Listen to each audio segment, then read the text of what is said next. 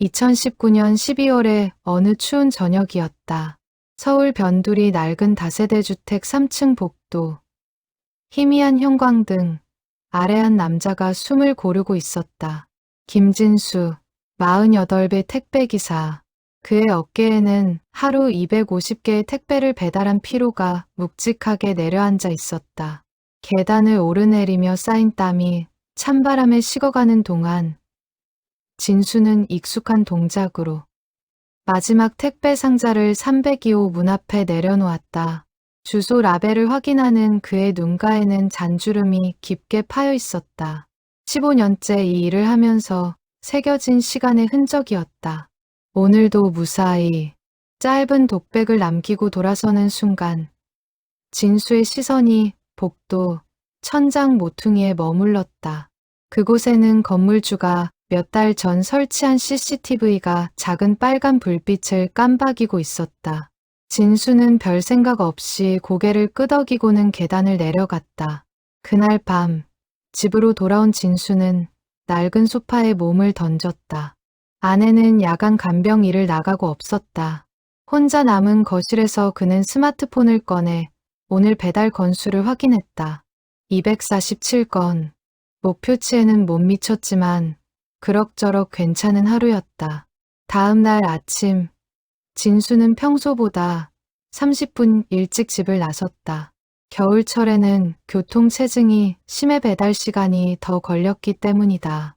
물류센터에서 오늘 배달할 택배들을 싣는 동안 동료 기사 하나가 다가왔다. 진수 형, 어제 그 다세대 건물 있잖아요. 응. 왜? 거기 건물주가 CCTV 모니터링 서비스 신청했대요. 뭔가 문제 있나 봐요. 진수는 고개를 끄덕이고는 다시 택배 상자를 정리했다. 요즘 워낙 택배 도난 사건이 많아서 건물주들이 신경을 쓰는 모양이라고 생각했다. 그에게는 그저 남의 일처럼 느껴졌다. 그날 오후, 진수는 다시 그 다세대 주택에 들렀다. 302호 앞에 택배 2개를 내려놓으며 그는 문득 천장에 CCTV를 올려다보았다. 작은 렌즈가 복도를 내려다보고 있었다. 진수는 이상한 기분이 들었다. 마치 누군가 자신을 지켜보는 것 같은 느낌. 뭐 상관없지. 그렇게 중얼거리고는 다음 배달지로 향했다. 2020년 1월 새해가 밝았다. 진수의 일상은 여전히 반복적이었다. 새벽 5시 기상, 물류센터 도착, 택배 분류, 배달, 저녁 귀가. 매일이 똑같았지만 그 속에서도 작은 변화들은 있었다. 어느 날 진수는 배달을 마치고 차에 올라타려던 순간 휴대폰이 울렸다. 낯선 번호였다. 전화를 받자 남자의 목소리가 들려왔다. 김진수 기사님이시죠?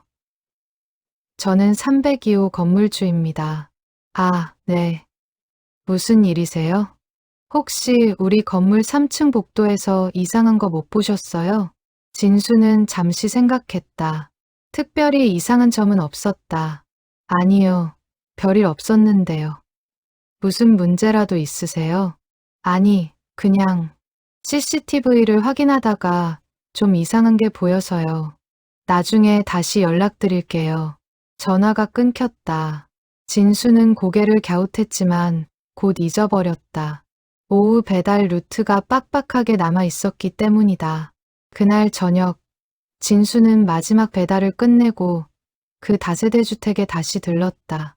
302호 문 앞에 택배를 내려놓는 순간 복도 안쪽에서 인기척이 들렸다. 진수는 고개를 돌렸다. 어둑한 복도 끝 304호 문이 살짝 열려 있었다. 그 틈새로 누군가의 눈빛이 보였다. 진수와 눈이 마주치자 문이 황급히 닫혔다. 진수는 이상한 기분이 들었지만 대수롭지 않게 여겼다. 다음 날 건물주에게서 다시 전화가 왔다. 기사님, 혹시 오늘 시간 되세요? 잠깐 만나 뵙고 싶은데요. 무슨 일이신지 여쭤봐도 될까요? 전화로 말씀드리긴 좀 그렇고 커피 한잔 하시죠. 진수는 배달을 마치고 건물주가 지정한 근처 카페로 갔다. 40대 중반의 건물주는 태블릿 PC를 꺼내 들었다. 기사님, 이것 좀 보시겠어요? 화면에는 CCTV 영상이 재생되고 있었다. 날짜는 1월 15일 오후 6시 32분. 진수가 302호 문 앞에 택배를 놓고 내려간 직후의 장면이었다. 영상 속에서 304호 문이 조심스럽게 열렸다. 그리고 한 노인이 고개를 내밀어 주위를 살피더니 허리를 굽혀 302호 앞 택배 상자를 집어들었다. 재빠른 동작이었다. 노인은 상자를 품에 안고 다시 304호 안으로 사라졌다. 진수의 눈이 커졌다. 이게 택배 도난이에요. 벌써 세 번째입니다. 건물주의 목소리에는 짜증이 섞여 있었다. 302호 세입자가 계속 택배를 못 받는다고 민원을 넣어서 확인해 봤더니 이런 거였어요. 304호 할머니가 가져간 거죠. 진수는 영상을 다시 봤다. 화면 속 노인의 뒷모습이 묘하게 쓸쓸해 보였다. 굽은 등, 헐렁한 옷, 조심스러운 걸음걸이. 신고하실 건가요? 건물주가 한숨을 쉬었다. 그게 저도 고민이에요. 할머니가 독거노인이거든요. 그냥 경고만 하려고 하는데 혹시 기사님이 배달하실 때 더 신경 써주실 수 있을까요? 아, 네. 그러겠습니다. 진수는 고개를 끄덕였지만 마음 한편이 무거웠다. 집으로 돌아가는 길, 그는 계속 그 영상을 떠올렸다.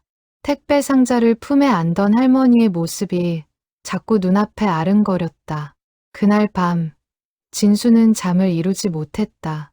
2020년 2월, 겨울 추위가 기승을 부리던 어느 오후였다. 진수는 평소처럼 다세대 주택 3층에 올라 302호 문 앞에 택배를 내려놓았다. 손을 털고 일어서려는데 옆집 304호 문이 살짝 열리는 소리가 들렸다. 진수는 멈칫했다. 문틈으로 주름진 얼굴이 보였다. 70대 후반으로 보이는 할머니였다. 그녀의 눈빛에는 경계와 두려움이 뒤섞여 있었다. 안녕하세요. 진수가 먼저 인사를 건넸다.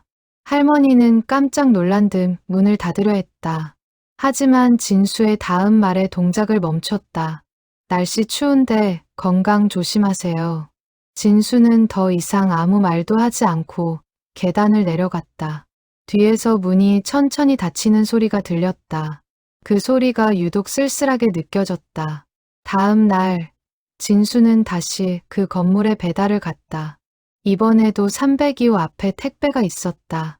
하지만 진수는 평소와 다르게 행동했다. 택배를 내려놓은 뒤 일부러 큰 소리로 전화 통화하는 척을 했다. 네, 알겠습니다. 302호 배달 완료했어요. 그리고는 일부러 천천히 계단을 내려갔다. 2층 계단에서 멈춰서서 3층을 올려다보았다. 잠시 후 예상대로 304호 문이 조심스럽게 열렸다. 할머니가 고개를 내밀어 주위를 살폈다. 진수가 없다고 판단한 그녀는 재빠르게 302호 앞으로 다가가 택배 상자를 집어들었다. 그 모습을 보며 진수는 복잡한 감정에 휩싸였다. 왜 저러실까? 진수는 그날 저녁 집에 돌아와서도 계속 그 장면을 떠올렸다. 아내에게 말을 꺼냈다. 여보, 오늘 이상한 일이 있었어. 무슨 일인데? 진수는 할머니 이야기를 했다. 아내는 잠시 생각하더니 조심스럽게 말했다.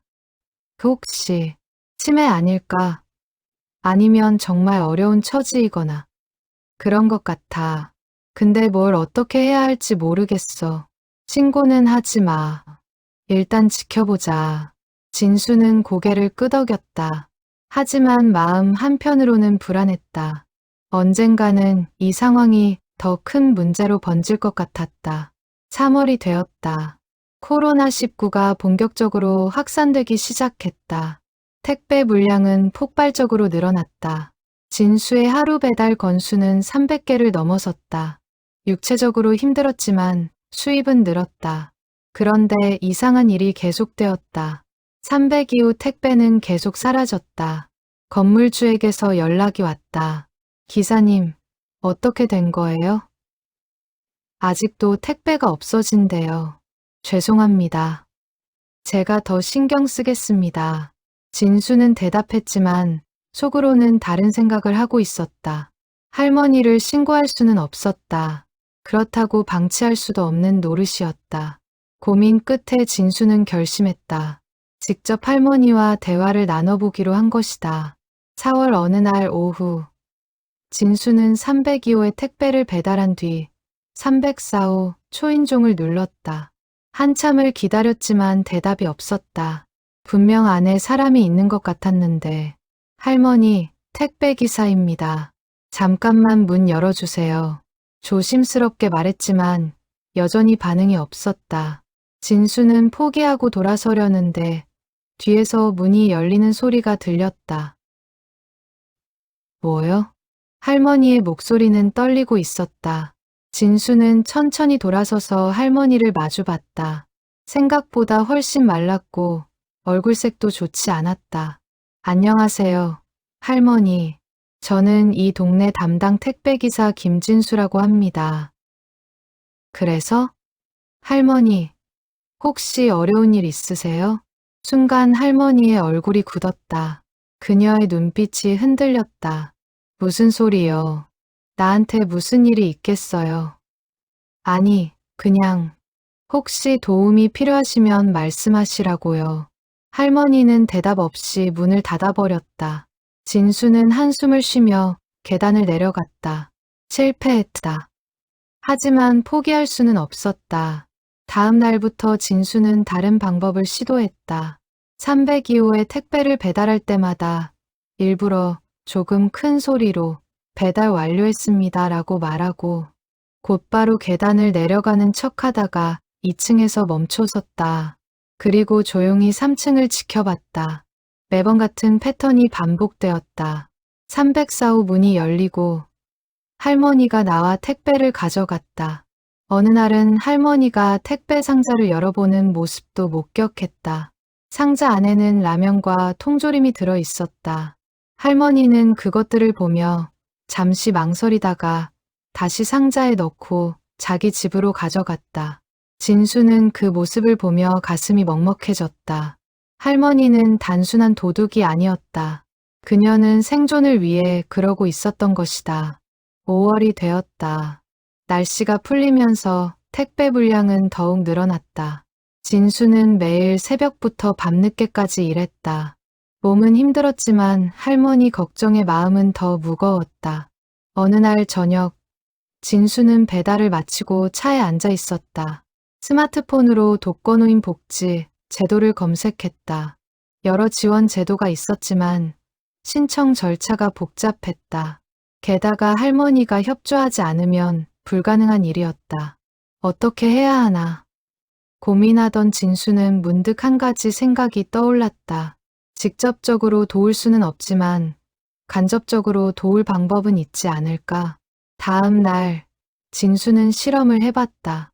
302호에 배달할 택배가 있을 때 일부러 하나를 더 가져갔다.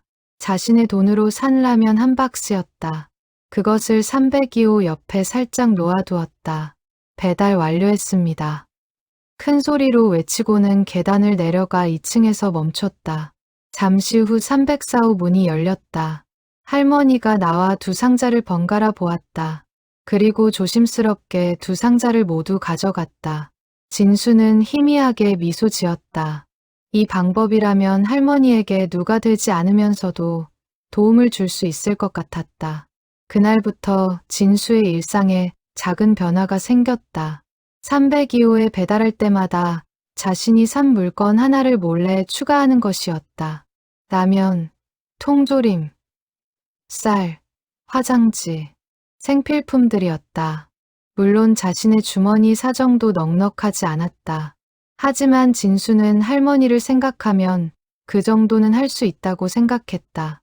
6월 어느 날, 진수가 평소처럼 302호와 304호 사이에 택배들을 놓고 내려가려는데 뒤에서 소리가 들렸다.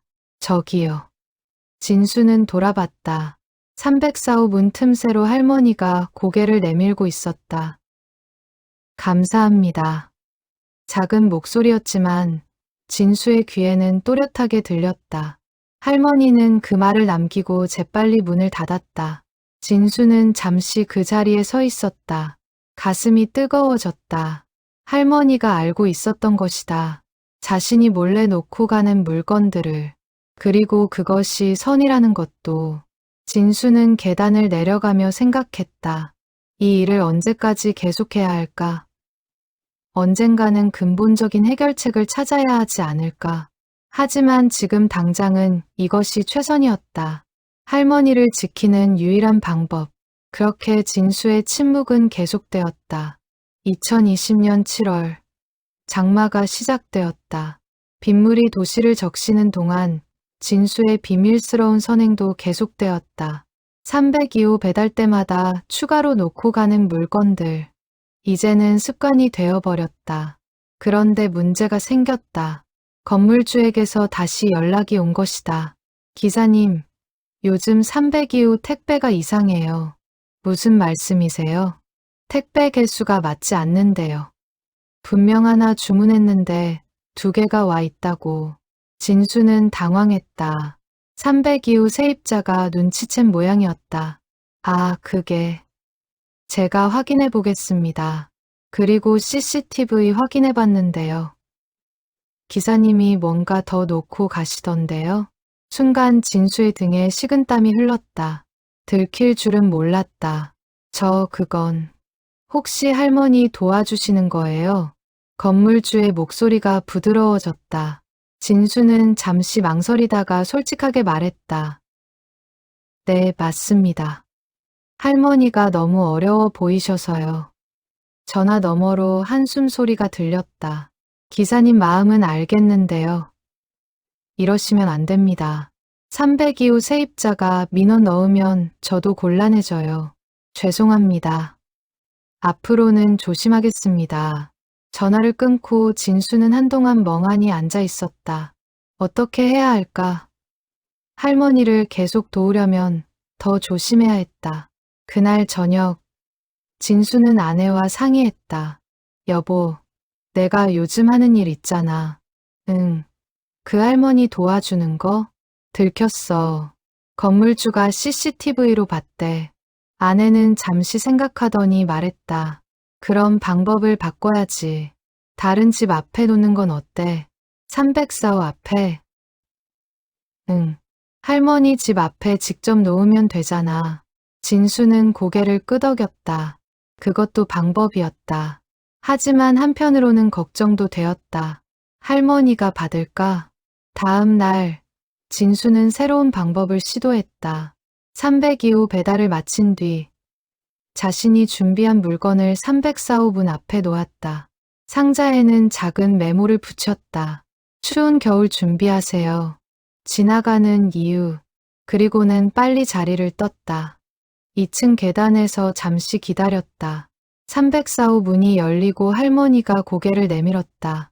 상자를 발견한 그녀는 한참을 망설이다가 조심스럽게 집 안으로 가져갔다. 진수는 안도의 한숨을 쉬었다. 이 방법이라면 괜찮을 것 같았다. 8월이 되었다. 폭염이 기승을 부렸다. 진수는 땀을 뚝뚝 흘리며 배달을 다녔다. 몸은 힘들었지만 마음은 한결 가벼웠다. 할머니를 도울 방법을 찾았기 때문이다. 어느 날 오후, 진수가 304호 문 앞에 물건을 놓으려는데 갑자기 문이 열렸다.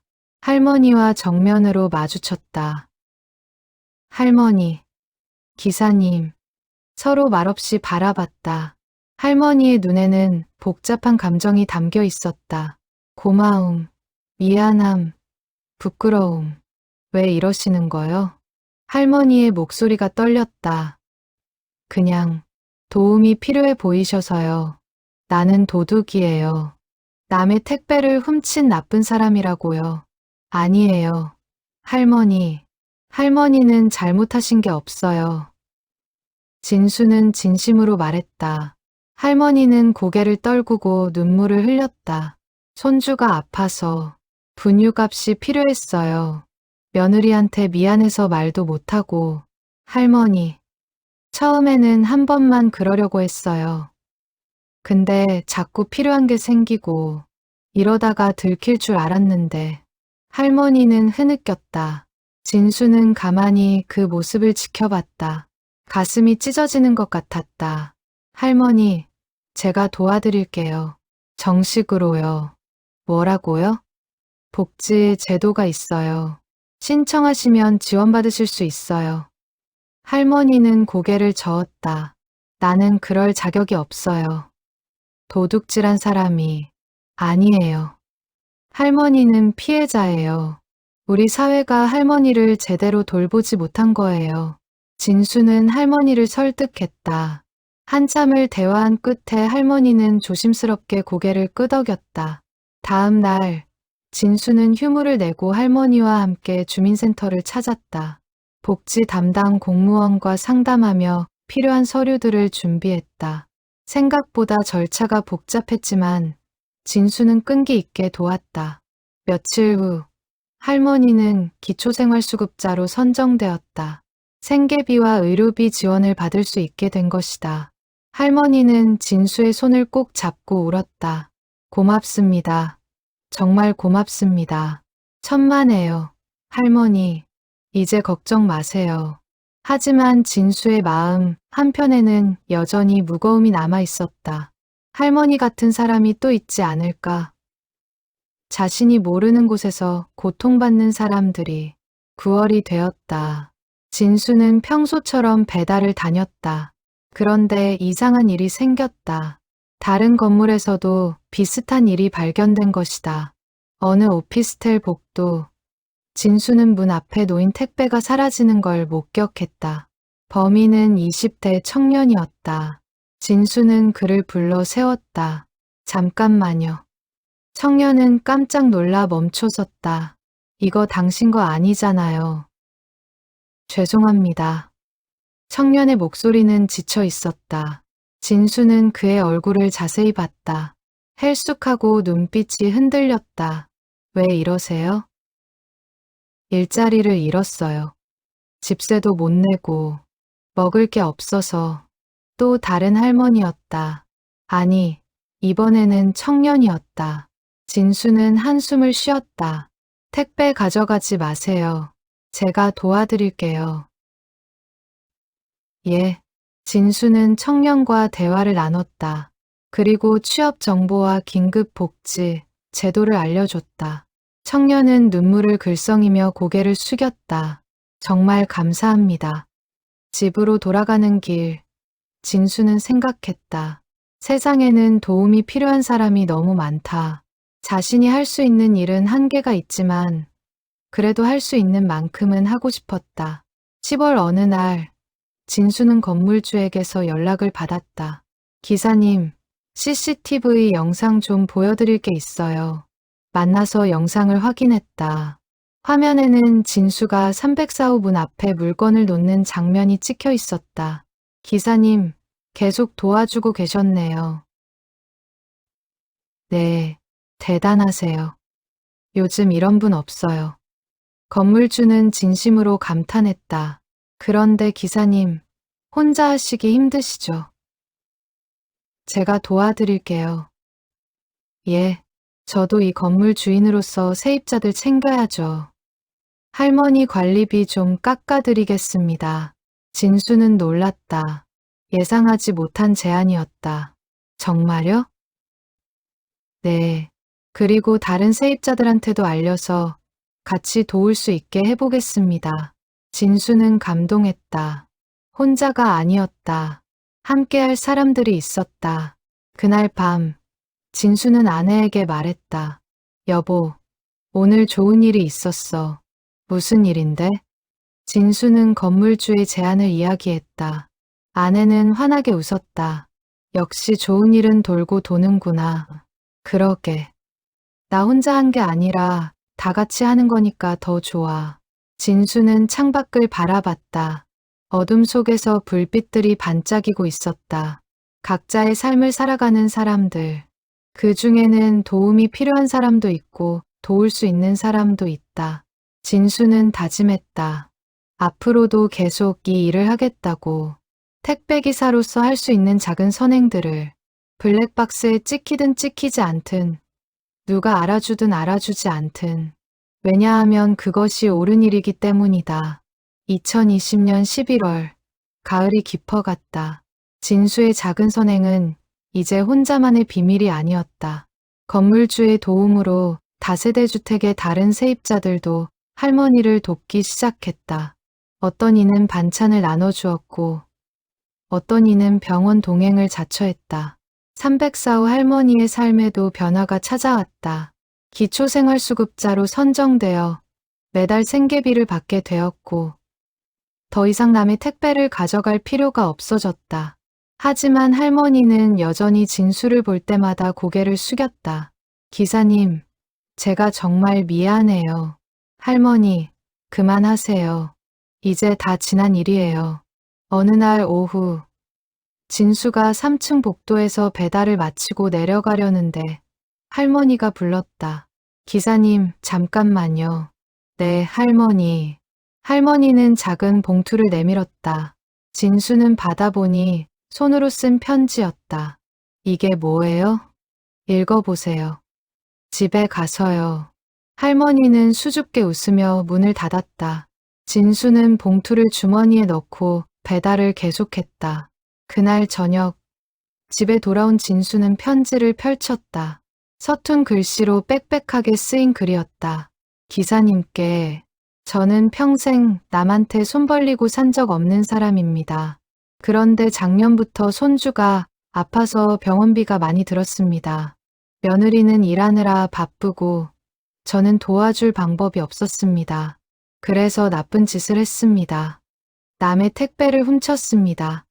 처음에는 한 번만 그러려고 했는데 자꾸 필요한 게 생겼습니다. 매번 양심에 찔렸지만 손주 생각하면 참았습니다. 그런데 기사님이 알면서도 모른 척 해주셨습니다. 아니, 오히려 더 많이 놓고 가셨습니다. 저는 그게 너무 미안했습니다. 기사님은 저 같은 도둑을 도와주셨으니까요. 이제는 정부 지원도 받고 생활이 나아졌습니다. 다 기사님 덕분입니다. 평생 이 은혜 못 잊겠습니다. 정말 고맙습니다. 하늘이 복 주실 겁니다. 마이너스 304호 박순자 올림. 진수는 편지를 읽으며 눈시울이 뜨거워졌다. 할머니의 마음이 고스란히 전해졌다. 아내가 옆에서 물었다. 무슨 내용이야? 할머니가 고맙다고. 진수는 편지를 아내에게 보여줬다. 아내도 눈물을 글썽였다. 당신 정말 잘했어. 자랑스러워. 나도 별거 한 건 아닌데. 아니야. 당신이 한 일은 정말 대단한 거야. 진수는 편지를 소중히 접어 서랍에 넣었다. 평생 간직할 것 같았다. 12월이 되었다. 연말을 맞아 진수는 더 바빠졌다. 선물 택배가 폭증했기 때문이다. 하루에 400개 가까이 배달하는 날도 있었다. 그런데 어느 날 진수는 새로운 발견을 했다. 다른 지역 배달을 하던 중 비슷한 상황을 목격한 것이다. 한 빌라 단지에서 택배를 배달하는데 중년 남자가 다른 집 택배를 가져가는 걸 봤다. 진수는 그를 불러 세웠다. 저기요. 남자는 놀라 멈췄다. 진수가 다가가자 남자는 황급히 변명했다. 이거 제 거예요. 주소 확인해 보세요. 당신 이름 아니잖아요. 남자는 할 말을 잃었다. 진수는 그의 눈빛을 봤다. 할머니와 같은 절박함이 보였다. 무슨 사정 있으세요? 남자는 한참을 망설이다가 말했다. 회사에서 잘렸어요. 실업급여도 다 떨어지고 아이들 먹일 게 없어서. 또 다른 사연이었다. 진수는 한숨을 쉬었다. 택배 가져가지 마세요. 제가 도와드릴게요. 정말요? 진수는 남자에게 긴급복지, 제도와 취업지원센터 정보를 알려줬다. 그리고 당장 필요한 식료품을 사주었다. 아저씨, 어려울 때는 도움 요청하세요. 부끄러운 거 아니에요. 고맙습니다. 정말 고맙습니다. 남자는 눈물을 흘렸다. 진수는 그의 어깨를 두드려줬다. 집으로 돌아가는 길, 진수는 생각에 잠겼다. 세상에는 도움이 필요한 사람이 정말 많다. 자신이 본 사람만 해도 벌써 3명. 보이지 않는 곳에는 얼마나 더 많을까? 내가 할 수 있는 일이 뭘까? 진수는 고민했다. 혼자 힘으로는 한계가 있다. 하지만 여럿이 함께 한다면? 다음 날, 진수는 동료 택배기사들을 모았다. 점심시간에 모인 5명의 기사들 앞에서 진수는 자신의 경험을 이야기했다. 형들, 제가 요즘 이런 일을 겪었어요. 할머니 이야기, 청년 이야기, 중년 남자 이야기, 모두 진지하게 들었다. 그래서 제 생각엔요. 우리가 뭔가 할 수 있지 않을까 싶어요. 뭘 하자는 거야? 택배 배달하면서 어려운 사람들 발견하면 도와주는 거죠. 직접 도울 수도 있고, 복지, 제도 연결해 줄 수도 있고. 동료들은 잠시 침묵했다. 그러다 한 선배 기사가 말했다. 좋은 생각이네. 나도 참여할게. 저도요. 하나둘 손을 들었다. 결국 5명 모두 동의했다. 그럼 우리끼리 연락망 만들어요. 어려운 사람 발견하면 공유하고 함께 도울 방법 찾는 거죠. 그래, 그렇게 하자. 이렇게 해서 택배기사 나눔 네트워크가 만들어졌다. 공식적인 단체는 아니었지만 진심으로 모인 사람들이었다. 2021년 1월 새해가 밝았다. 진수와 동료들의 활동은 점점 확대되었다. 어려운 이웃을 발견하면 복지, 제도를 연결해주고 긴급 상황에는 직접 도왔다. 어느 날 한 동료가 단톡방에 메시지를 올렸다. 형님들, 오늘 독거노인 발견했어요. 집에 식료품이 하나도 없던데 어떻게 할까요? 진수가 답했다. 주소 알려줘. 내가 퇴근길에 들를게. 고맙습니다, 형님. 그날 저녁, 진수는 식료품을 사들고 그 노인을 찾아갔다. 그리고 주민센터 연락처를 알려주며 곡지 신청을 도왔다. 아이고, 고맙습니다. 누군지도 모르는 제게 이렇게까지. 괜찮아요. 어르신, 어려우실 때는 도움 요청하세요. 노인은 눈물을 흘렸다. 진수는 그 모습을 보며 가슴이 뭉클했다. 2월이 되었다. 진수의 이야기는 소문을 타고 퍼졌다. 어느 날 지역 신문 기자가 연락을 해왔다. 기사님, 취재 좀 해도 될까요? 취재요? 네, 택배 기사들이 어려운 이웃 돕는다는 이야기 들었어요. 정말 감동적이던데요. 진수는 망설였다. 자랑하려고 한 일이 아니었다. 하지만 기자는 설득했다. 이런 좋은 이야기는 알려줘야 해요.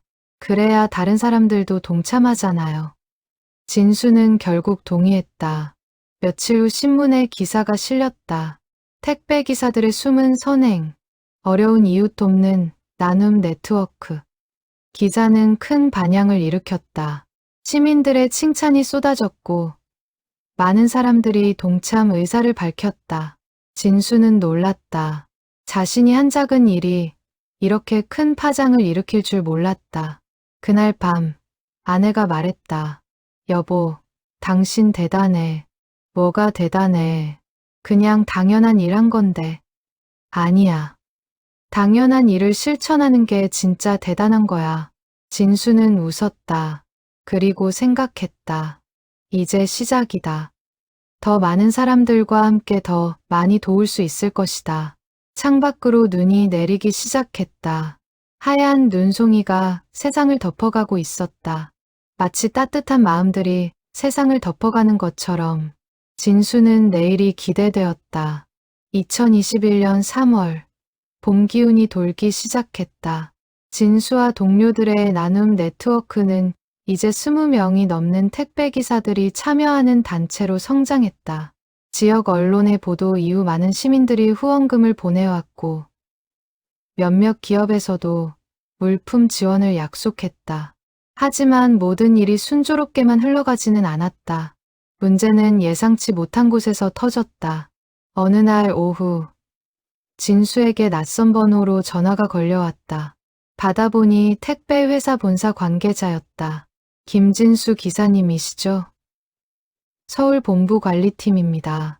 네, 무슨 일이세요? 혹시 지금 시간 되시면 본사로 좀 와주실 수 있을까요? 중요한 이야기가 있어서요. 진수는 불안한 예감이 들었다. 배달을 마치고 본사로 향했다. 회의실에는 관리팀장과 법무팀 직원이 앉아 있었다. 앉으세요. 김진수 기사님. 팀장의 표정이 굳어 있었다. 무슨 일이신지? 기사님, 요즘 개인적으로 복지 활동을 하시는 거로 알고 있습니다. 아, 네. 그런데요? 문제가 생겼습니다. 팀장은 서류를 꺼내 보여줬다. 302호 세입자가 회사에 민원을 넣었어요. 기사님이 자기 택배를 다른 사람한테 준 거 아니냐고요. 진수는 당황했다. 304호 할머니를 도우려고 했던 일이 문제가 된 것이다. 그건 오해예요. 제가 개인적으로 산 물건을, 그것도 문제입니다. 업무 시간에 개인 활동을 하신 거잖아요. 하지만, 기사님, 선의는 알겠어요. 그런데 회사 입장에서는 곤란합니다. 다른 고객들한테 피해를 주면 안 되거든요. 진수는 할 말을 잃었다. 도와주려던 일이 오히려 문제가 되다니. 경고 처분하겠습니다. 앞으로는 업무에만 집중해 주세요. 알겠습니다. 진수는 고개를 숙였다. 회의실을 나오며 가슴이 답답했다. 그날 저녁, 집에 돌아온 진수는 아내에게 이야기했다. 여보, 오늘 회사에서 경고받았어. 뭐? 왜? 진수는 자초지종을 설명했다. 아내는 화가 났다. 이게 말이 돼. 좋은 일 했는데 왜 경고를 받아? 회사 입장에서는 규정 위반이래. 그래도 이건 너무하잖아. 진수는 한숨을 쉬었다. 아내의 마음은 고마웠지만 현실은 냉정했다. 다음 날 진수는 동료들에게 이 사실을 알렸다. 단톡방은 발칵 뒤집혔다. 이게 무슨 개소리야? 좋은 일 했는데 경고라니. 회사가 미쳤네. 이런 일로 징계를 하다니. 우리 같이 항의하자. 하지만 진수는 말렸다. 형님들 괜찮아요. 제 잘못도 있어요. 규정을 어긴 건 맞으니까. 그래도 이건 너무하잖아. 다들 조심하세요. 회사가 예민하게 반응하는 것 같아요. 진수의 말에 동료들은 침묵했다. 모두 각자 생계가 달린 일이었다. 함부로 회사와 맞설 수 없었다. 4월이 되었다. 진수는 예전보다 조심스럽게 행동했다. 나눔 네트워크 활동도 축소했다. 업무 시간에는 배달에만 집중했고, 개인 시간에만 복지 활동을 했다. 하지만 마음 한편은 여전히 무거웠다. 도움이 필요한 사람들을 보면서도 선뜻 다가가지 못했다. 혹시 또 문제가 생길까 두려웠다. 어느 날 오후, 진수는 익숙한 다세대 주택에 배달을 갔다. 304호 할머니를 오랜만에 마주쳤다. 기사님, 요즘 안 보이시던데요. 아, 네. 좀 바빴어요. 할머니는 진수의 표정을 유심히 봤다. 무슨 일 있으세요? 아니에요. 괜찮아요. 하지만 할머니는 알고 있었다. 진수가 힘들어하고 있다는 것을. 기사님, 쟤 때문에 혹시? 아니에요. 할머니 탓 아니에요. 진수는 억지로 웃었다. 하지만 할머니는 미안한 표정을 지었다. 그날 밤, 진수는 잠을 이루지 못했다. 계속 고민이 들었다. 과연 내가 하는 일이 옳은가? 회사 규정을 어기면서까지 해야 하는 일인가? 다음 날 아침, 아내가 말했다. 여보, 힘들면 그만둬도 돼. 뭘? 복지 활동 말이야. 당신 건강이 먼저야. 진수는 고개를 저었다. 아니야. 그만둘 수 없어. 왜? 내가 안 하면 누가 해? 저 사람들은 정말 도움이 필요하다고. 아내는 남편의 눈을 봤다. 거기에는 확신이 담겨 있었다. 알았어. 그럼 내가 도와줄게. 정말? 응. 당신 혼자 하기 힘들잖아. 나도 같이 하자. 진수는 아내를 꼭 안았다. 든든했다. 5월이 되었다. 진수는 다시 활동을 재개했다.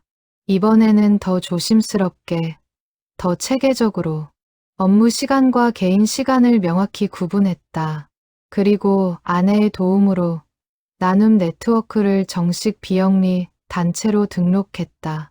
이제는 법적으로도 문제없이 활동할 수 있게 된 것이다.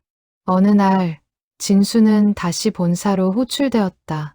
이번에도 불안한 마음으로 갔다. 하지만 이번에는 분위기가 달랐다. 김진수 기사님, 앉으세요.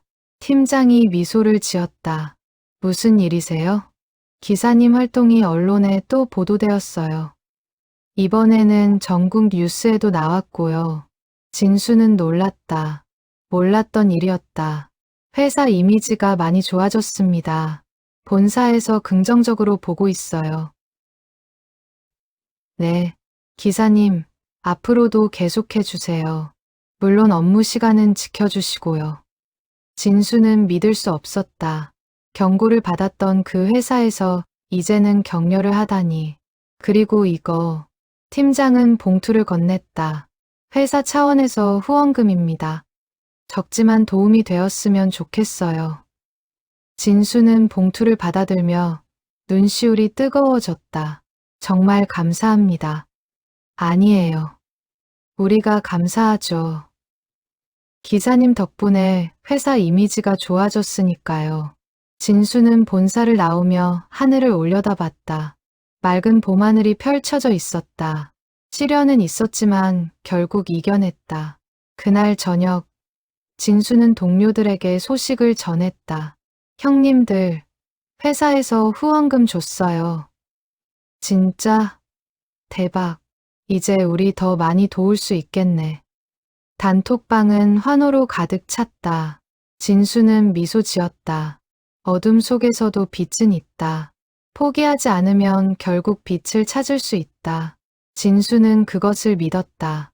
2021년 6월, 여름이 시작되었다. 회사의 지원을 받게 된 나눔 네트워크는 더욱 활발하게 활동할 수 있었다. 진수와 동료들은 매주 한 번씩 모여 어려운 이웃을 발견하고 도울 방법을 논의했다. 어느 토요일 오후, 진수는 평소와 다른 곳으로 배달을 갔다. 외곽의 한 공단 지역이었다. 낡은 건물들 사이로 쪽방촌이 형성되어 있었다. 진수는 한쪽 방 문 앞에 택배를 놓았다. 문이 열리며 20대 후반의 청년이 나왔다. 얼굴은 헬쑥하고 눈빛은 지쳐 있었다. 택배 받으세요. 아, 네. 고맙습니다.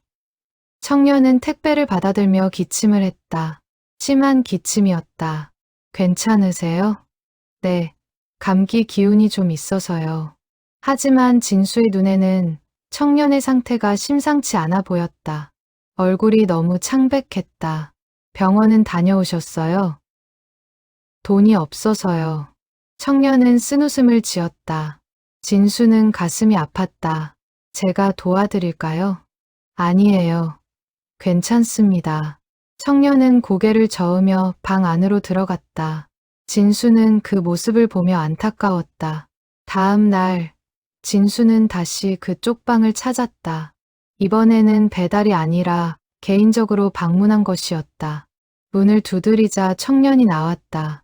어제 그 기사님, 안녕하세요. 제가 좀 걱정돼서 왔어요.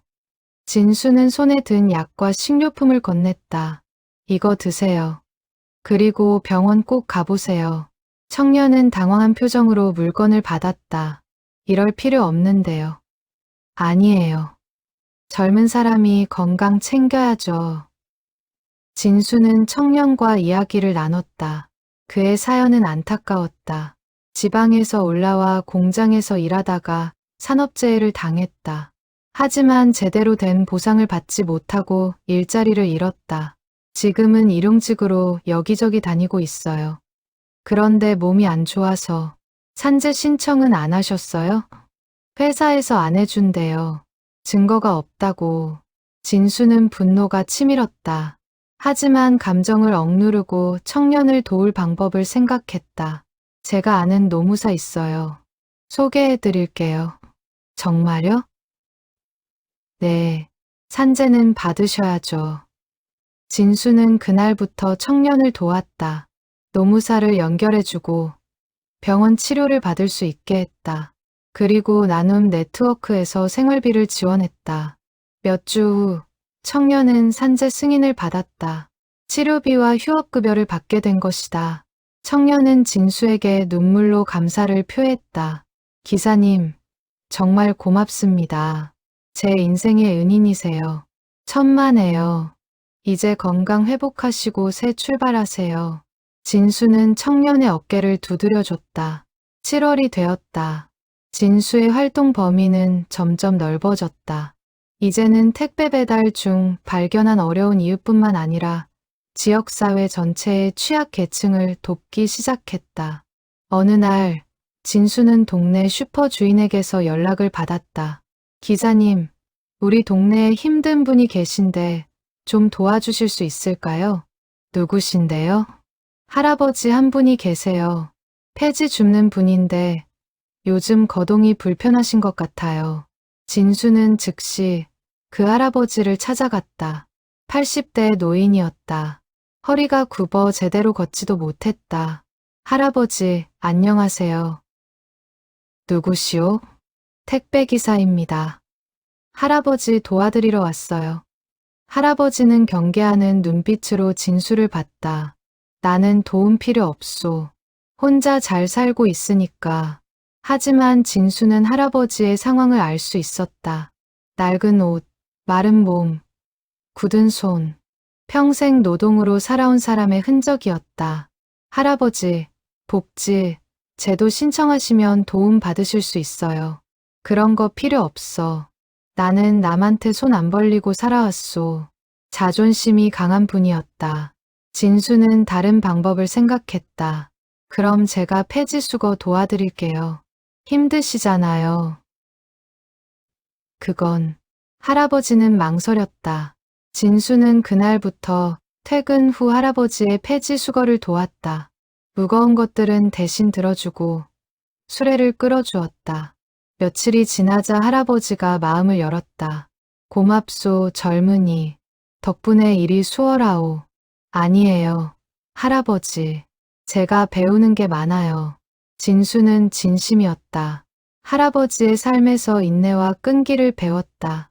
한 달 후, 할아버지는 결국 진수의 설득으로 복지 신청을 했다. 기초연금을 받게 되었고, 더 이상 폐지를 줍지 않아도 되었다. 이제 편히 쉬세요. 할아버지. 고맙소. 정말 고맙소. 할아버지는 진수의 손을 꼭 잡았다. 거친 손이었지만 따뜻했다. 8월이 되었다. 진수의 이야기는 다시 언론에 보도되었다. 이번에는 TV 뉴스에도 나왔다. 많은 사람들이 감동했고 나눔 네트워크에 후원금이 쏟아졌다. 하지만 진수는 여전히 겸손했다. 인터뷰 요청이 쏟아졌지만 대부분 거절했다. 자랑하려고 하는 일이 아니었기 때문이다. 어느 날 한 대기업 임원이 진수를 찾아왔다. 기사님, 우리 회사에서 후원하고 싶습니다. 감사합니다. 그런데 한 가지 부탁이 있어요. 저희 직원들한테 강연 좀 해주실 수 있을까요? 진수는 망설였다. 강연 같은 건 해본 적이 없었다. 제가 말주변이 없어서요. 괜찮습니다. 그냥 평소 하시는 이야기만 해주세요. 진수는 결국 수락했다. 일주일 후, 그 회사 강당에서 강연을 했다. 100여 명의 직원들 앞에서 자신의 경험을 이야기했다. 저는 특별한 사람이 아닙니다. 그냥 평범한 택배기사예요. 하지만 제가 할 수 있는 작은 일들을 했을 뿐이에요. 진수의 목소리는 떨렸지만 진심이 담겨 있었다. 세상에는 도움이 필요한 사람들이 많습니다. 우리가 조금만 관심을 가지면 도울 수 있어요. 어렵지 않아요. 강연이 끝나자 박수가 터져 나왔다. 몇몇 직원들은 눈물을 흘렸다. 강연 후, 한 젊은 직원이 다가왔다. 기사님, 저도 뭔가 하고 싶은데 어떻게 시작하면 될까요? 작은 것부터 시작하세요. 주변에 어려운 사람 없는지 관심 가져보세요. 알겠습니다. 감사합니다. 진수는 그날 많은 사람들에게 영감을 주었다. 그리고 그것은 더 큰 변화의 시작이었다. 그날 밤, 집으로 돌아온 진수는 아내에게 말했다. 여보, 오늘 신기한 경험했어. 무슨 일이야? 강연했는데 사람들이 정말 진지하게 들어주더라. 그리고 감동했대. 당연하지. 당신 이야기는 정말 감동적이잖아. 진수는 웃었다. 하지만 마음 한편으로는 여전히 겸손했다. 나는 그냥 당연한 일을 했을 뿐인데. 하지만 그 당연한 일이 많은 사람들에게는 특별한 것이었다. 그리고 그것이 세상을 조금씩 바꾸고 있었다. 2021년 10월, 가을이 깊어갔다. 진수는 어느덧 나눔 네트워크의 대표로 자리 잡았다. 회원수는 100명이 넘었고 도움을 받은 사람만 해도 수백 명에 달했다. 그런데 어느 날 진수는 예상치 못한 소식을 들었다. 304호 할머니가 입원했다는 것이었다.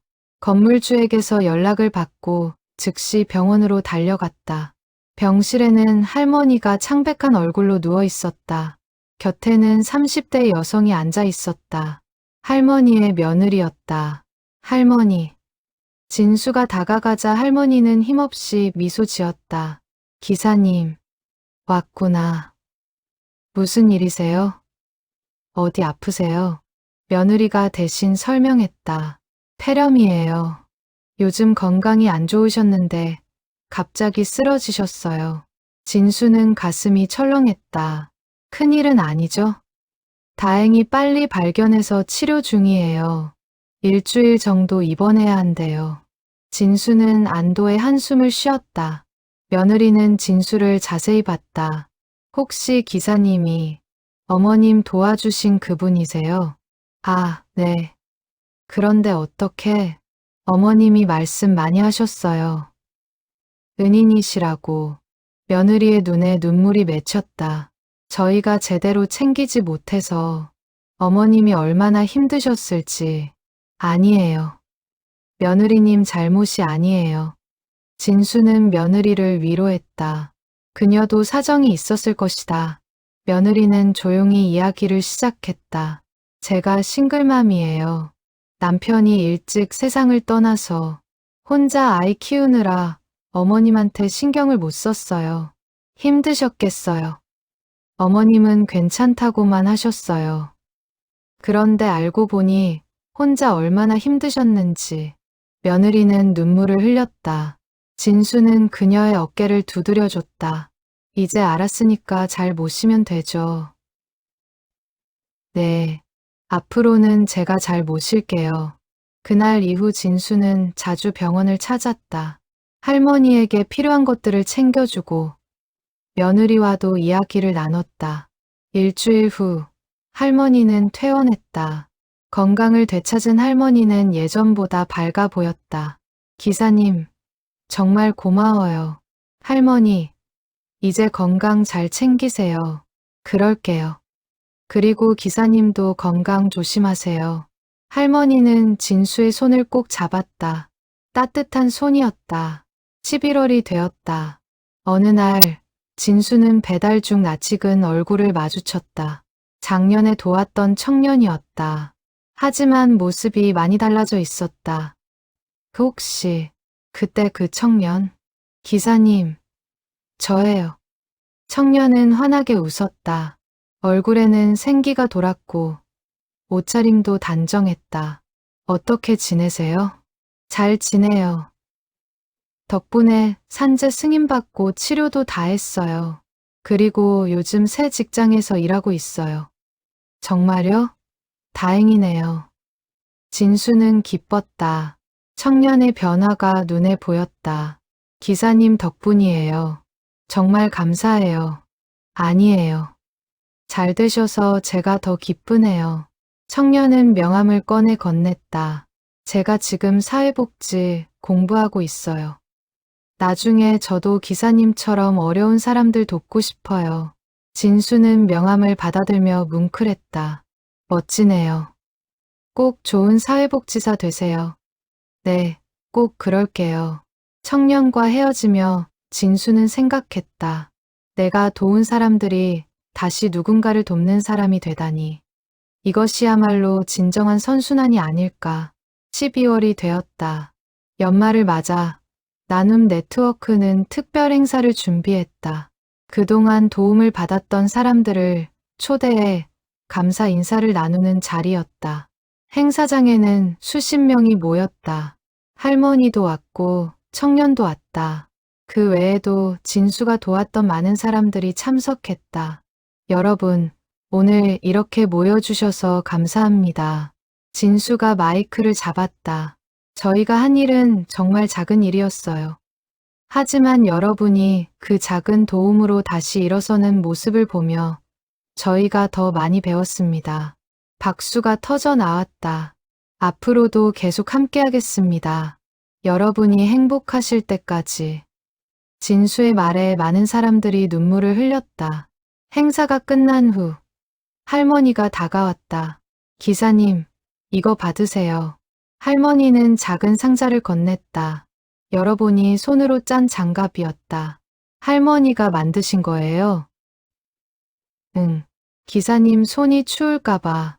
진수는 장갑을 꼈다. 따뜻했다.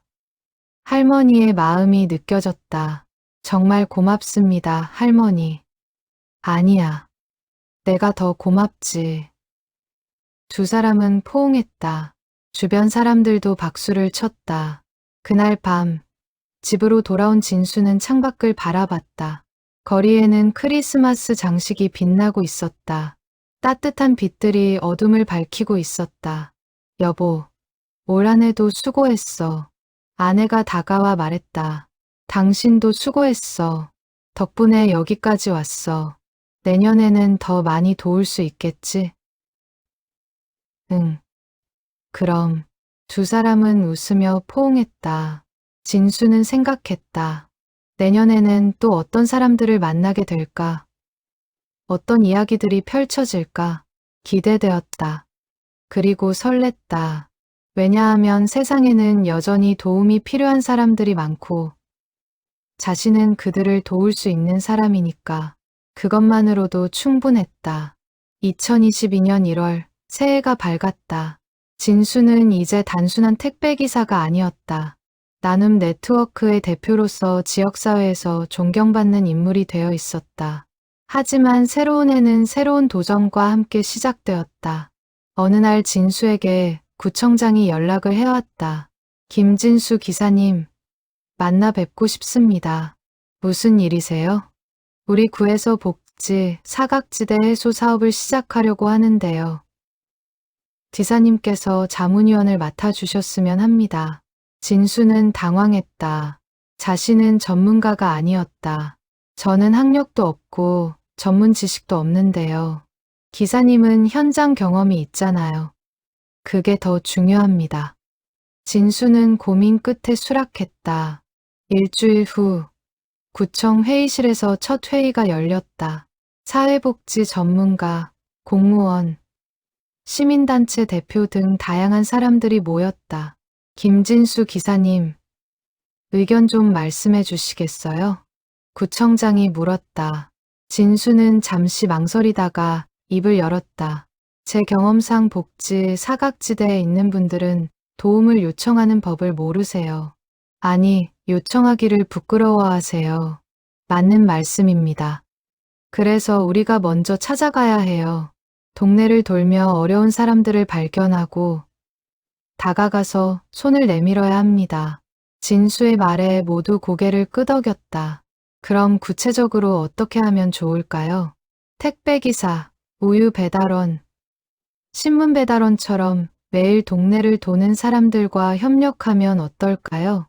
저희가 일하면서 어려운 분들을 발견하면 바로 신고하는 시스템을 만드는 거죠. 좋은 아이디어네요. 구청장은 즉시 그 제안을 받아들였다.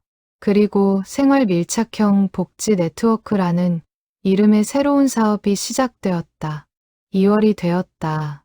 진수는 구청과 협력해 택배기사, 배달원, 우편 집배원 등을 모아 교육을 시작했다.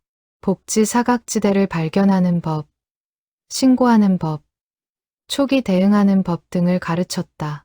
여러분, 우리는 매일 동네를 돌아다니잖아요. 그래서 다른 누구보다 먼저 어려운 이웃을 발견할 수 있어요. 진수의 말에 참가자들이 공감했다. 독거노인 집에 며칠째 우유가 쌓여 있거나 신문이 그대로 있거나 택배를 받지 않으면 이상한 거예요. 그럴 때 바로 신고해 주세요. 교육은 성공적이었다. 참가자들은 적극적으로 동참했다. 3월 어느 날 진수는 실제로 그 시스템이 작동하는 것을 목격했다. 한 우유 배달원이 독거노인 집 앞에 며칠째 우유가 쌓인 것을 발견하고 신고한 것이다. 진수는 즉시 그 집으로 달려갔다. 문을 두드렸지만 대답이 없었다. 불안한 마음에 경찰과 함께 문을 열었다. 안에는 80대 할머니가 쓰러져 있었다. 뇌졸중이었다. 다행히 빨리 발견해서 생명은 건졌다. 조금만 늦었으면 큰일 날 뻔했어요. 의사의 말에 진수는 안도의 한숨을 쉬었다. 그날 이후 생활 밀착형 복지 네트워크는 큰 성과를 내기 시작했다. 한 달 만에 15명의 위기 상황 노인을 발견하고 도왔다. 언론은 이 사업을 대대적으로 보도했다. 진수는 다시 한번 주목받았다. 4월이 되었다. 진수는 어느덧 바쁜 일정을 소화하고 있었다. 택배 배달, 네트워크 운영, 구청 자문위원 활동. 몸은 힘들었지만 보람 있었다. 그런데 문제가 생겼다. 건강이 나빠진 것이다. 과로로 인한 스트레스와 피로가 쌓였다. 어느 날 배달 중 어지러움을 느끼고 쓰러질 뻔했다. 집에 돌아와 아내에게 말했다. 여보, 요즘 좀 힘든 것 같아. 알아. 당신 너무 무리하고 있어. 하지만 해야 할 일이 많아서 건강 잃으면 아무것도 못해. 좀 쉬어. 아내의 말이 맞았다. 진수는 병원을 찾았다. 검사 결과 과로로 인한 만성 피로 증후군이었다. 좀 쉬셔야겠어요. 이러다가 큰일 납니다. 의사의 경고에 진수는 고민에 빠졌다. 쉬어야 하는데 쉴 수가 없었다. 도움이 필요한 사람들이 너무 많았다. 하지만 아내와 동료들의 설득으로 결국 일주일간 휴식을 취하기로 했다. 휴식 기간 동안 진수는 그동안 못했던 것들을 했다. 아내와 함께 영화를 보고 산책을 하고 책을 읽었다. 처음에는 불안했다. 내가 없는 동안 일이 제대로 돌아갈까. 하지만 걱정은 기우였다. 동료들이 잘 챙겨주고 있었다. 일주일 후 진수는 재충전된 모습으로 돌아왔다. 여보, 덕분에 다시 힘이 났어. 다행이다. 앞으로는 무리하지 마. 응, 알았어.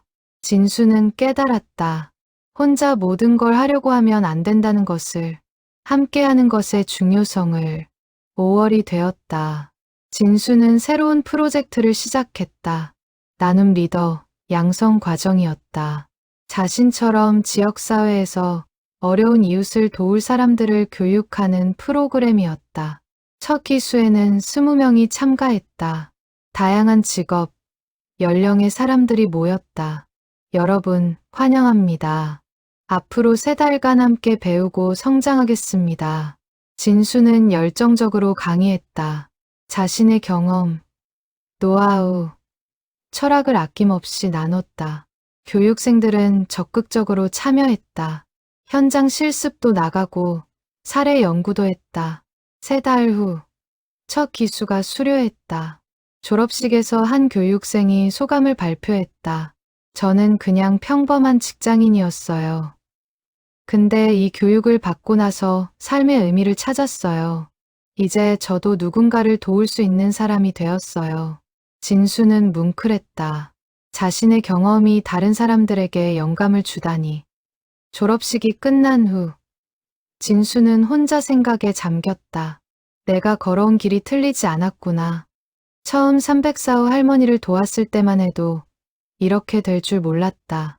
하지만 작은 선행이 모여 큰 변화를 만들었다.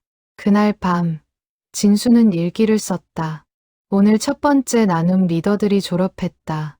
이제 이 사람들이 또 다른 누군가를 도울 것이다. 그리고 그 선의는 계속 퍼져나갈 것이다. 마치 파문처럼. 진수는 미소 지었다. 미래가 기대되었다. 2022년 8월 무더운 여름이었다. 나눔 네트워크는 이제 전국적인 조직으로 성장했다. 서울뿐만 아니라 부산, 대구, 광주 등 주요 도시에 지부가 생겼다. 회원수는 1000명을 넘었고 도움을 받은 사람은 수천 명에 달했다. 하지만 조직이 커지면서 예상치 못한 문제들이 생겼다. 어느 날 진수는 부산 지부에서 온 제보를 받았다. 대표님, 문제가 생겼습니다. 무슨 일이에요? 한 회원이 후원금을 개인적으로 사용한 것 같습니다. 진수는 충격을 받았다. 믿고 맡긴 사람이 배신했다는 사실이 믿기지 않았다. 확실한가요? 네, 증거도 있습니다. 진수는 즉시 부산으로 내려갔다. 상황을 확인해 보니 사실이었다. 한 지부장이 후원금 300만 원을 개인 용도로 사용한 것이다. 진수는 그 지부장을 불렀다. 왜 이런 짓을 하셨어요? 지부장은 고개를 숙였다. 죄송합니다. 제가 갑자기 돈이 필요해서. 그래도 이건 아니잖아요. 이 돈은 어려운 사람들 돕는 돈이에요. 진수는 화가 났다. 하지만 동시에 실망도 컸다. 앞으로 어떻게 하실 건가요? 돈 갚겠습니다. 그리고 사퇴하겠습니다. 진수는 한숨을 쉬었다. 돈은 갚으세요. 하지만 사퇴는 안 받겠습니다. 네, 실수는 누구나 할 수 있어요. 중요한 건 그 다음이에요. 다시는 이런 일 없게 하세요. 지부장은 눈물을 흘렸다. 정말 죄송합니다. 다시는 이런 일 없겠습니다. 진수는 그를 용서했다. 하지만 이 사건을 계기로 조직 관리 시스템을 강화했다. 회계 투명성을 높이고 감사 제도를 도입했다. 9월이 되었다. 또 다른 문제가 생겼다. 일부 회원들이 활동에 소극적이거나 형식적으로만 참여하는 것이었다. 한 회원이 진수에게 불만을 토로했다. 대표님, 요즘 회원들이 너무 느슨해요. 진지하게 안 해요. 어떤 점이 그래요? 교육에도 안 오고, 활동 보고도 안 하고, 그냥 이름만 올려놓은 것 같아요. 진수는 고민에 빠졌다. 조직이 커지면서 초기의 열정이 사라지는 것 같았다. 진수는 전체 회원회의를 소집했다. 100여 명이 모인 자리에서 솔직하게 말했다. 여러분, 우리가 왜 이 일을 시작했는지 기억하시나요? 침묵이 흘렀다. 우리는 어려운 사람들을 돕기 위해 모였어요. 그런데 요즘 그 초심을 잃어가는 것 같아요. 진수의 목소리에는 아쉬움이 묻어났다. 이름만 올려놓고 활동 안 하시는 분들, 제발 진지하게 참여해 주세요. 아니면 차라리 나가주세요. 강한 어조였다. 일부 회원들은 불편한 표정을 지었다. 하지만 진수는 멈추지 않았다. 우리가 돕는 사람들은 진짜 절박해요. 생사가 걸린 문제예요. 그런데 우리가 대충 한다면 그 사람들은 어떻게 돼요? 회의장은 숙연해졌다. 많은 사람들이 고개를 숙였다. 회의 후 일부 회원들이 탈퇴했다. 하지만 남은 사람들은 더욱 열정적으로 활동했다. 10월이 되었다. 진수는 새로운 도전에 직면했다. 정부에서 나눔 네트워크를 공식 사회복지 단체로 인정하고 예산 지원을 하겠다는 제안을 한 것이다. 큰 기회였다. 하지만 동시에 부담도 컸다. 정부 지원을 받으면 규제도 따라왔다. 진수는 핵심 회원들과 논의했다. 정부 지원 받으면 좋긴 한데 자율성이 줄어들 것 같아요. 한 회원이 걱정했다. 하지만 돈이 있어야 더 많이 도울 수 있잖아요. 다른 회원이 반박했다. 토론은 길어졌다. 결국 투표로 결정하기로 했다. 결과는 찬성이 많았다. 진수는 정부 제안을 받아들였다. 그리고 나눔 네트워크는 공식 비영리 사회복지법인이 되었다. 11월이 되었다. 법인화 이후 조직은 더욱 체계적으로 운영되었다. 전문 인력도 채용하고 사무실도 마련했다. 하지만 진수는 가끔 초기가 그리웠다. 소박하지만 진심 어린 활동들, 복잡한 절차 없이 즉각적으로 도울 수 있던 시절. 어느 날 진수는 혼자 처음 304호 할머니를 도왔던 그 다세대 주택을 찾았다. 3층 복도는 여전히 낡았고 형광등은 깜박거렸다. 304호 문을 노크했다. 할머니가 나왔다. 기사님, 할머니, 잘 지내셨어요? 응, 잘 지내지. 들어와. 할머니의 집은 예전보다 깔끔했다. 며느리와 손주와 함께 살면서 생활이 나아진 것이다. 요즘 어떠세요? 기사님, 바쁘시죠? 네, 좀 바빠요. 그런데 할머니, 제가 질문 하나 해도 될까요? 그럼 제가 지금 잘하고 있는 걸까요? 할머니는 진수를 자세히 봤다. 무슨 고민 있어요? 진수는 솔직하게 말했다. 조직이 커지면서 생긴 문제들, 초심을 잃어가는 것 같은 느낌. 할머니는 한참을 듣더니 말했다. 기사님, 나무가 크려면 뿌리가 튼튼해야 해요. 기사님 뿌리는 뭐예요? 어려운 사람을 돕겠다는 마음이요. 그럼 그 마음만 잃지 않으면 돼요. 조직이 커지건 작아지건 상관없어요. 진수는 고개를 끄덕였다. 할머니의 말이 맞았다. 고맙습니다. 할머니, 덕분에 정리가 됐어요. 별 말씀을. 내가 더 고마운 걸. 집으로 돌아가는 길. 진수는 마음이 가벼워졌다. 할머니 말대로 중요한 건 초심이었다. 그날 밤, 진수는 일기를 썼다. 오늘 할머니를 만났다. 그리고 깨달았다. 내가 왜 이 일을 시작했는지. 조직이 커지고 사람들이 알아주고 정부에서 인정해주는 건 부차적인 것이다. 진짜 중요한 건 어려운 사람 하나라도 더 돕는 것이다. 그 마음만 있으면 된다. 진수는 다시 한번 다짐했다. 앞으로도 초심을 잃지 않겠다고. 12월이 되었다. 연말을 맞아 나눔 네트워크는 감사 행사를 열었다. 그동안 도움을 받은 사람들, 후원해준 사람들, 함께한 회원들이 모두 모였다. 진수는 무대에 올라 인사말을 했다. 여러분, 올 한 해도 함께해 주셔서 감사합니다. 박수가 터져 나왔다. 힘든 일도 많았지만 보람도 컸습니다. 내년에도 잘 부탁드립니다. 진수의 말에 모두 환호했다. 행사가 끝난 후 진수는 아내와 함께 집으로 돌아갔다. 여보, 올 한 해 정말 파란만장했네. 그러게. 근데 잘 견뎌냈잖아. 당신 덕분이야. 무슨 소리. 당신이 잘한 거지. 두 사람은 웃으며 포옹했다. 창밖으로 눈이 내리기 시작했다. 하얀 눈송이가 세상을 덮어가고 있었다. 새로운 한 해가 다가오고 있었다. 2023년 3월, 봄이 왔다. 진수는 어느새 50을 바라보는 나이가 되었다.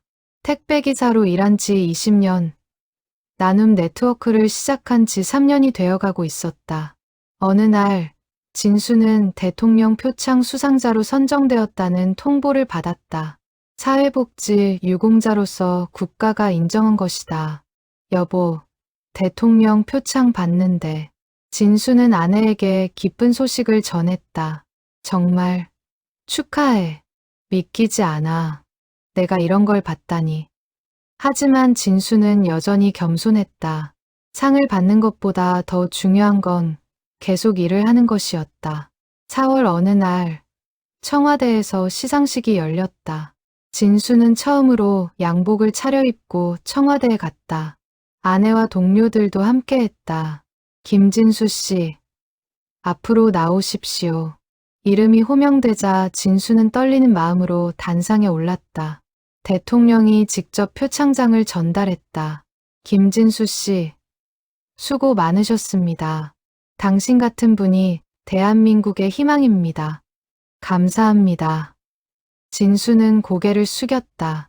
가슴이 벅찼다. 시상식이 끝난 후 기자들이 몰려왔다. 김진수 씨, 소감 한 말씀 해주세요. 저는 그냥 당연한 일을 했을 뿐입니다. 이 상은 저 혼자가 아니라 함께한 모든 분들의 것입니다. 진수의 겸손한 답변에 박수가 터져 나왔다. 그날 저녁 뉴스에서 진수의 이야기가 보도되었다. 많은 사람들이 감동했고 나눔 네트워크에 후원 문의가 쏟아졌다. 5월이 되었다. 진수는 새로운 프로젝트를 시작했다. 세대 간 나눔 프로그램이었다. 청년들과 노인들을 연결해 서로 돕는 프로그램이었다. 청년들은 노인들의 디지털 기기 사용을 도와주고 노인들은 청년들에게 인생 조언을 해주는 방식이었다. 할아버지, 스마트폰 이렇게 쓰시는 거예요. 아이고, 고맙네. 젊은 친구가 가르쳐 주니까 이해가 잘 되네. 세대 간 소통이 이루어지고 서로 배우는 모습을 보며 진수는 뿌듯했다. 6월 어느 날, 진수는 옛날 생각이 났다. 2019년 겨울, 처음 304호 할머니를 발견했던 그날, 그때는 몰랐다. 그 작은 시작이 이렇게 큰 변화를 만들 줄. 진수는 다시 그 다세대 주택을 찾았다. 3층 복도는 여전했다. 하지만 이제 CCTV는 없었다. 더 이상 필요 없었기 때문이다. 304호 문을 노크했다. 할머니가 나왔다. 예전보다 훨씬 건강해 보였다. 기사님, 오랜만이에요. 할머니, 잘 지내셨어요? 그럼요. 덕분에 잘 지내죠. 할머니는 진수를 집 안으로 맞이했다. 거실에는 손주가 놀고 있었다. 기사님, 이게 우리 손주예요. 이제 5살이에요. 안녕? 진수가 손을 흔들자 아이가 해맑게 웃었다. 이 아이가 건강하게 자랄 수 있는 건 다 기사님 덕분이에요. 아니에요. 할머니가 잘 키우신 거죠. 두 사람은 차를 마시며 오랜 이야기를 나눴다. 지난 4년간의 여정, 그 속에서의 변화들. 기사님, 그때 생각나요? 제가 택배 훔치던 때 그런 일도 있었죠. 지금 생각하면 창피하지만 그때는 정말 절박했어요. 이해해요. 할머니, 누구나 그럴 수 있어요. 그런데 기사님이 신고하지 않고 도와주셨잖아요. 그게 제 인생을 바꿨어요. 할머니는 눈물을 글썽였다. 이제 저도 다른 사람 도와요. 아래층 독거노인 할머니 계신데 제가 반찬 갖다 드려요. 진수는 감동했다. 도움을 받았던 사람이 이제 도움을 주는 사람이 된 것이다. 정말 멋지세요. 할머니, 기사님한테 배운 거예요. 선의는 돌고 도는 거라고. 진수는 고개를 끄덕였다. 정말 그랬다. 선의는 돌고 돌았다. 7월이 되었다. 진수는 이제 택배 일을 줄이고 나눔 네트워크 운영에 더 집중하기로 했다. 나이도 있고 후배들에게 기회를 주고 싶었다. 마지막 배달 날, 진수는 감회가 새로웠다. 20년간 달린 거리들, 만난 사람들, 쌓인 추억들. 형님, 수고 많으셨어요. 후배 기사들이 배웅했다. 진수는 그들의 어깨를 두드렸다. 너희들이 이제 잘해야지. 부탁한다. 네, 형님. 진수는 마지막으로 차에 올라 동네를 한 바퀴 돌았다. 익숙한 거리, 익숙한 건물들. 모두 추억이 깃든 곳들이었다. 8월이 되었다. 진수는 이제 전업으로 나눔 네트워크를 운영했다. 전국 각지를 다니며 강연도 하고 새로운 프로그램도 기획했다. 어느 날 한 대학에서 강연 요청이 왔다. 사회복지학과 학생들 앞에서 이야기를 해달라는 것이었다. 강의실에는 100여 명의 학생들이 앉아 있었다. 진수는 자신의 이야기를 들려주었다. 저는 학력도 없고 전문 지식도 없었어요. 하지만 도움이 필요한 사람을 보면 그냥 지나칠 수 없었어요. 학생들은 진지하게 들었다. 여러분은 앞으로 사회복지 전문가가 될 거예요. 저보다 훨씬 많은 걸 알고 있죠. 하지만 한 가지만 기억하세요. 가장 중요한 건 지식이 아니라 마음이에요. 진수의 말에 학생들이 고개를 끄덕였다. 어려운 사람을 보면 진심으로 돕고 싶다는 마음. 그 마음만 있으면 방법은 찾을 수 있어요. 강연이 끝나자 박수가 쏟아졌다. 한 학생이 손을 들었다. 교수님, 질문 있어요. 혹시 힘들 때는 어떻게 하셨어요? 좋은 질문이에요. 저도 힘들 때 많았어요. 그럴 때는 제가 도왔던 사람들을 떠올렸어요. 그 사람들이 다시 일어서는 모습. 그게 제게 힘이 됐어요. 학생은 고개를 끄덕이며 메모했다. 강연 후 몇몇 학생들이 다가왔다. 교수님, 저희도 봉사활동 하고 싶은데 어떻게 시작하면 될까요? 우리 나눔 네트워크에 오세요. 언제든 환영합니다. 진수는 명함을 나눠줬다. 9월이 되었다.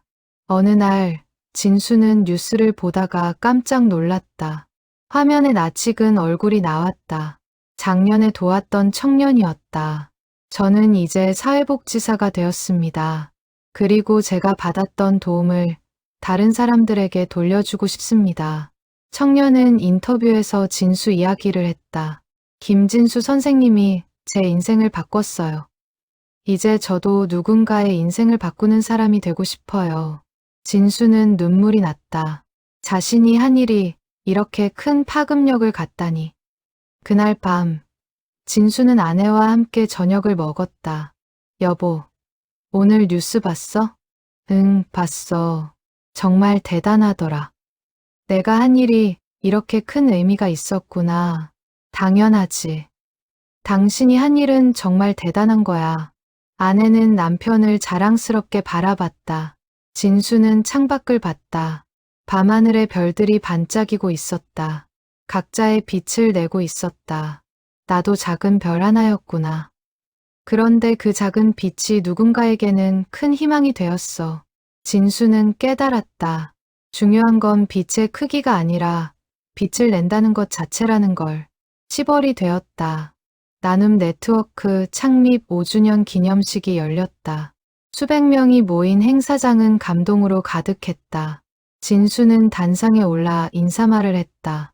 여러분, 5년 전 저는 그저 평범한 택배기사였습니다. 하지만 한 할머니를 만나면서 제 인생이 바뀌었습니다. 모두 조용히 들었다. 그 할머니는 오늘 이 자리에 와 계세요. 할머니, 일어나 주시겠어요? 304호 할머니가 일어섰다. 박수가 터져 나왔다. 할머니 덕분에 제가 이 일을 시작했어요. 그리고 여러분 덕분에 여기까지 왔어요. 정말 감사합니다. 진수는 깊이 고개를 숙였다. 모두 일어나 박수를 쳤다. 행사가 끝난 후 진수는 혼자 조용히 산책을 했다. 공원 벤치에 앉아 하늘을 올려다봤다. 5년이 지났구나. 많은 일이 있었어. 처음에 두려움, 시행착오, 좌절, 그리고 성공. 모든 게 주마등처럼 스쳐갔다. 하지만 후회는 없었다. 오히려 감사했다. 이 길을 걸을 수 있어서. 진수는 주머니에서 오래된 사진 한 장을 꺼냈다. 2020년 겨울 304호 할머니와 처음 찍은 사진이었다. 두 사람 모두 어색하게 웃고 있었다. 그때는 이렇게 될 줄 몰랐지. 진수는 미소 지었다. 그리고 다시 주머니에 사진을 넣었다. 일어서서 걸으며 생각했다. 앞으로 또 어떤 일들이 펼쳐질까? 어떤 사람들을 만나게 될까? 기대되었다. 그리고 설렜다. 왜냐하면 아직 해야 할 일이 많으니까. 도와야 할 사람이 많으니까. 진수는 걸음을 멈추고 하늘을 올려다봤다. 할 수 있는 만큼 하자. 끝까지. 그렇게 중얼거리고는 다시 걸었다. 앞으로도 계속될 여정. 끝나지 않을 선의의 파문. 작은 빛이 만들어가는 큰 변화. 그것이 김진수의 삶이었다. 그리고 그것은 계속될 것이다. 세상이 조금 더 따뜻해질 때까지.